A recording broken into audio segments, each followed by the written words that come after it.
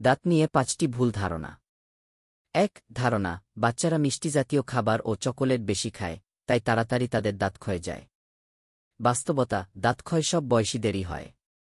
বয়সের সঙ্গে দাঁতের গোড়া থেকে মাড়ি সরে যাওয়ায় ক্ষয়ের প্রকোপও বেশি হয়।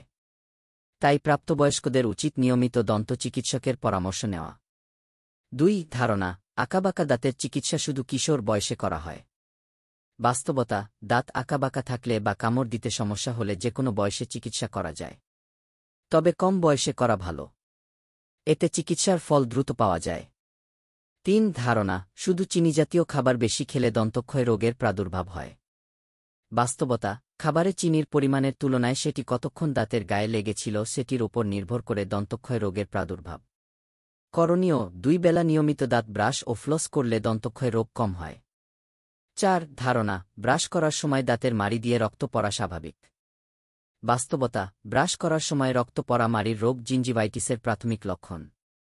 করণীয়, মাড়ি থেকে রক্ত পড়লে দ্রুত চিকিৎসকের পরামর্শ নিন। নিয়মিত সঠিক পদ্ধতিতে দন্ত পরিচর্যা করলে এই রোগ প্রতিরোধ করা যায়।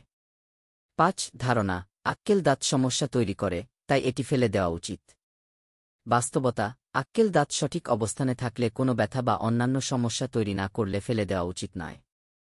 লেখক, মাড়ির রোগ বিশেষজ্ঞ, ceramic dental and implant centre. এরকম স্বাস্থ্য বিষয়ক ভিডিও পেতে লাইক, কমেন্ট, ফলো এবং চ্যানেলটি সাবস্ক্রাইব করে পাশে থাকবেন। মহান আল্লাহ আপনাকে উত্তম যা দান করুক। আমিন।